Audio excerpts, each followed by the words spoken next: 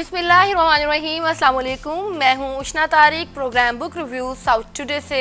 Dear viewers, आज के इस बुक रिव्यूज़ प्रोग्राम के अंदर हमने एक बहुत ही खूबसूरत किताब उठाई है जिसका नाम है how to win friends and influence people, written by Dale carnage.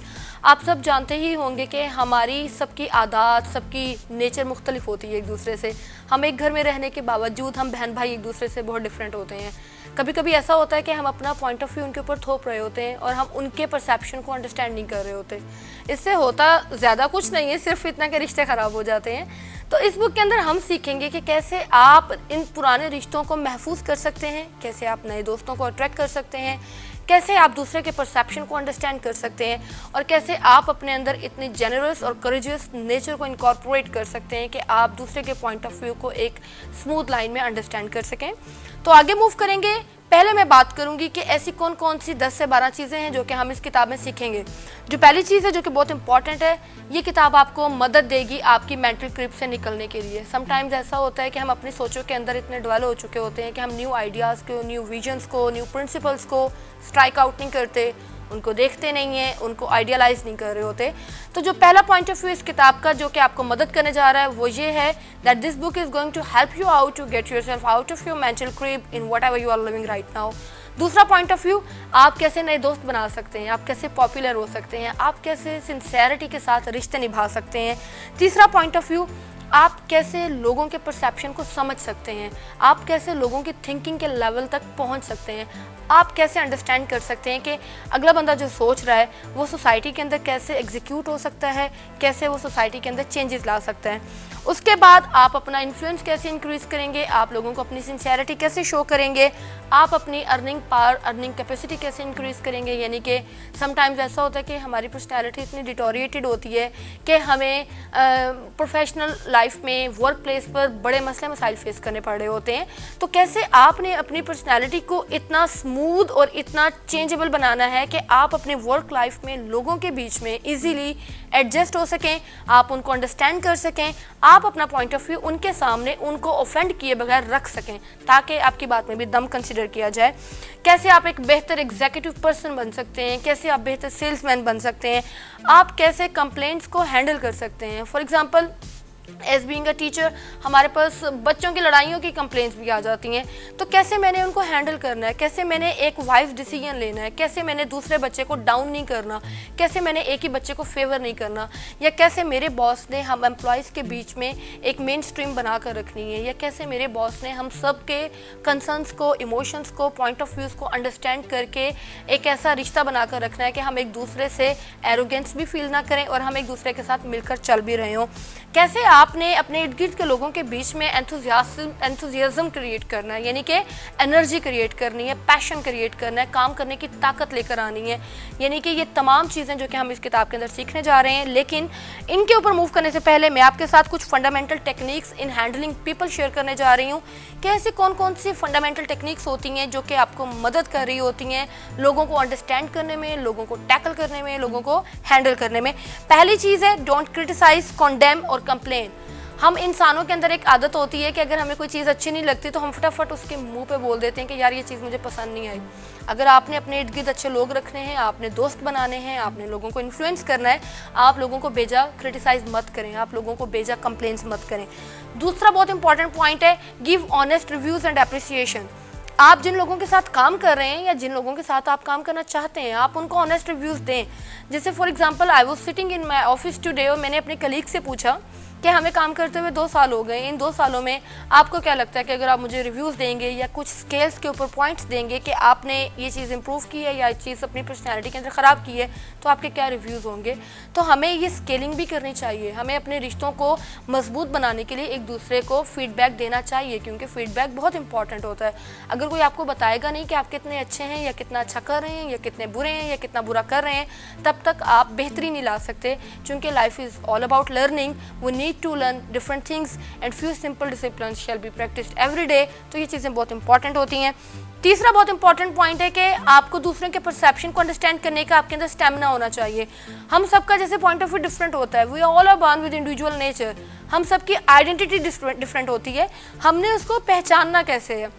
हमने उसको अंडरस्टैंड कैसे करना है। तो यहाँ पर I am going to share 6 ways to make people like you, कि ऐसे कौन कौन से 6 तरीके होते हैं कि आपको लोग पसंद करना शुरू कर दें। तो पहला ये है कि become genuinely interested in other people. जब लोग आपसे बात कर रहे हो तो आप उनको इंटरेस्ट शो करें। आप ऐसे मत करें कि आप उनकी बात को बीच में इंटरप्ट करके अपना पॉइंट ऑफ व्यू रखना शुरू कर दें। नहीं, आप उनको महसूस करवाएं कि आपका टाइम, क्वालिटी, ये तमाम चीज़ें मेरे लिए बहुत इंपॉर्टेंट हैं। दूसरे नंबर पर स्माइल ऑफन। अगर आप स्माइल नहीं करते हैं, आपकी बॉडी से ऑक्सीटोसिन हार्मोन्स रिलीज़ नहीं होते हैं, तो जब वो रिलीज़ नहीं होते हैं तो आप टेंशन का शिकार रहते हैं। तो जितनी कोशिश कर सकते हैं उतनी स्माइल करें, क्योंकि आपका ऑरा पॉजिटिव वाइब्स को स्प्रेड करेगा। अगर आप स्माइल करेंगे तो ये स्माइल करने से आप मज़ीद उन लोगों को अट्रैक्ट कर रहे होते हैं जो कि आपकी ही तरह के नेचर के लोग होते हैं।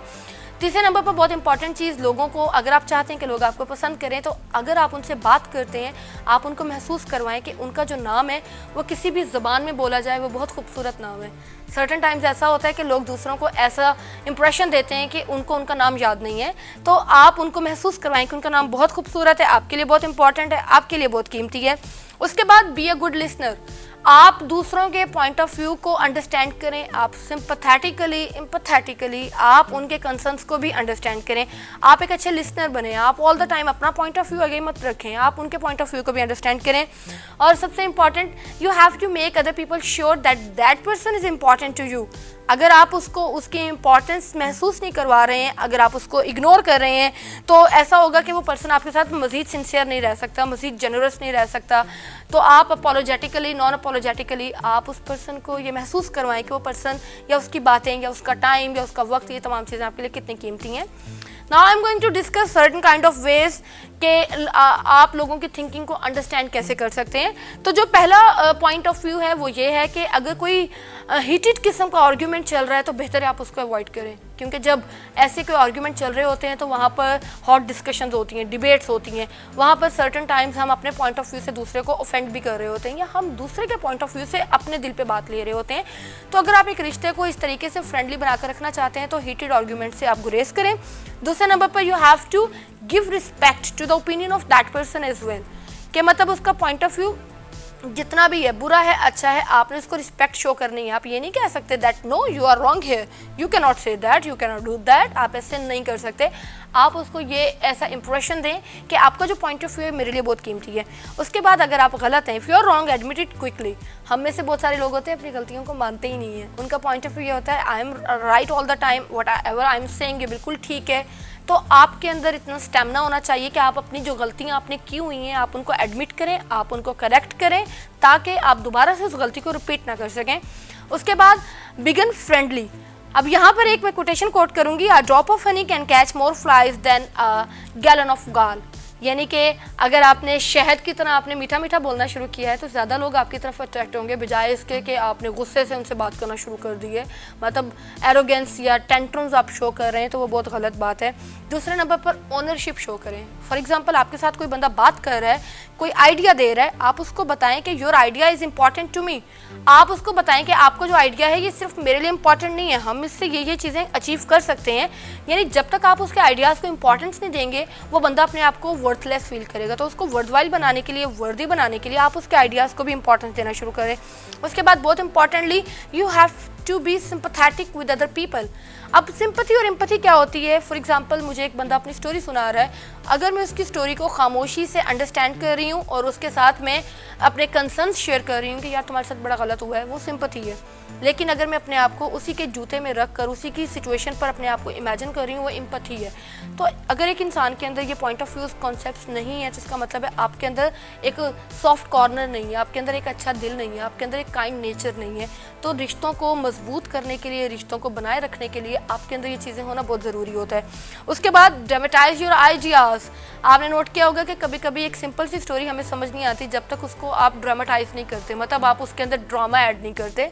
तो कभी कभी ऐसा होता है कि जो हिस्टोरिकल बातें होती हैं वो बुक्स में समझ नहीं आती हैं, ड्रामों के थ्रू समझ आ जाती हैं। क्यों? क्योंकि वहाँ पर इतना ड्रामेटाइज किया होता है, चीज़ों को इतना विविड बनाया होता है कि हमें लग रहा होता है कि हम अपनी आंख से देख रहे हैं। तो आप अपने आइडियाज़ को ड्रामेटाइज करें ताकि अगला बंदा आपका पॉइंट ऑफ व्यू समझ सके। उसके बाद थ्रो डाउन अ चैलेंज। अगर आपको लगता है कि आप एक फाइट नहीं पिक करना चाह रहे तो आप जो चैलेंज है उसको थ्रो डाउन कर दें। ज़रूरी नहीं है कि हर बात आपने अपने दिल पर ले लेनी है, ईगो पर ले लेनी है, इगोइस्टिक हो जाना है या आपने चीज़ों को गलत नज़रिए से देखना है, ऐसा ज़रूरी नहीं होता। आप उस बंदे का पॉइंट ऑफ व्यू अंडरस्टैंड करें, आप अपना परसेप्शन मत थोपें, आप उसका परसेप्शन भी समझें। अब यहाँ पर मैं कुछ मज़ीद ऐसे पॉइंट्स डिस्कस करने जा रही हूँ जो कि एक लीडर बनने के लिए बहुत ज़्यादा इंपॉर्टेंट होते हैं। एक लीडर बनने के लिए सबसे पहले आपको ऑनेस्ट अप्रिसिएशन की तरफ मूव करना चाहिए, यानी कि आपने अपने एम्प्लॉयज़ को ऑनेस्टली बताना है कि वो किन चीज़ों में बेहतर है, किन चीज़ों में मज़ीद बेहतर हो सकते हैं। दूसरे नंबर पर आपको लोगों को अटेंशन देनी है। फॉर एग्जाम्पल, अगर मेरा employee, for example I am the boss and my employee is discussing certain things important और मैं उसको अटेंशन नहीं दे रही, तो वो बहुत गलत है। आप उसकी छोटी छोटी बातों को अटेंशन दें। तीसरे नंबर पर अगर आप किसी को करेक्ट करना चाहते हैं तो सबसे पहले आप अपनी मिस्टेक्स को डिस्कस करें कि जब मैं तुम्हारी उम्र का था या थी तो मुझसे भी ये गलतियां हुई हैं। हम इंसान हैं, हम गलतियां करते हैं, हम परफेक्ट नहीं हो सकते हैं, तो कोई बात नहीं। अगर आपसे गलती हो गई है तो आप इस गलती के ऊपर जमे मत रहें। आपके अंदर इतना स्टेमिना होना चाहिए कि आप उसको रिमूव करें, आप उसको करेक्ट करें, आप उसको अमेंड करें। उसके बाद आपने अगर अपने एम्प्लॉय से बात करनी है और आप एक बॉस नहीं बल्कि लीडर बनना चाहते हैं, आप उसको ऑर्डर मत दें, आप उसके साथ डिस्कस करें, आप उसका पॉइंट ऑफ व्यू भी लें, आप उसको बताएं कि ये चीज़ ऐसे ऐसे ऐसे हो सकती है, आपका इसके ऊपर क्या टेक है और फिर हम इसको म्यूचुअली कैसे लेकर चल सकते हैं। उसके बाद हम सबके अंदर एक आदत होती है कि अगर हमने कोई गलती कमिट की है तो हमें सबके सामने इंसल्ट ना किया जाए, हमें डांटा ना जाए।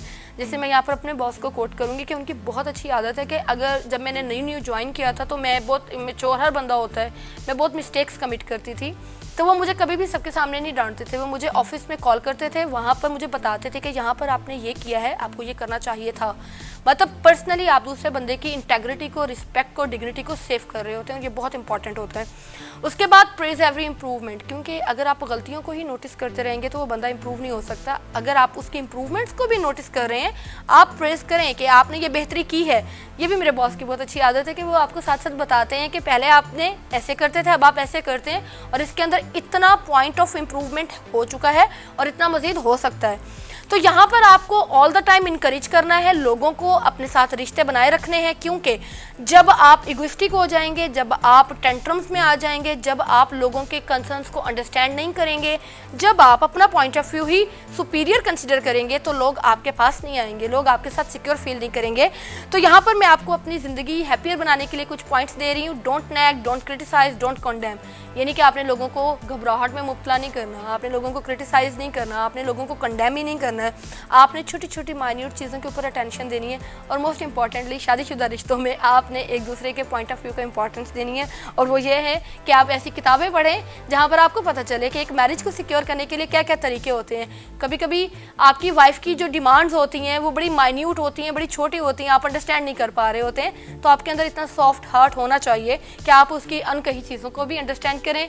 यहाँ तक के लिए इतना ही, अपना ख्याल रखिएगा। अपकमिंग एपिसोड के अंदर हम मज़ीद सेल्फ इम्प्रूवमेंट की बात करेंगे, हम मज़ीद पर्सनैलिटी डेवलपमेंट की बात करेंगे। चूँकि ये बुक रिव्यूज़ का प्रोग्राम है, साउथ टुडे से लाइव आ रहा है, तो इसके साथ जुड़ना मत भूलिएगा। अपना ख्याल रखिएगा। अल्लाह हाफिज़।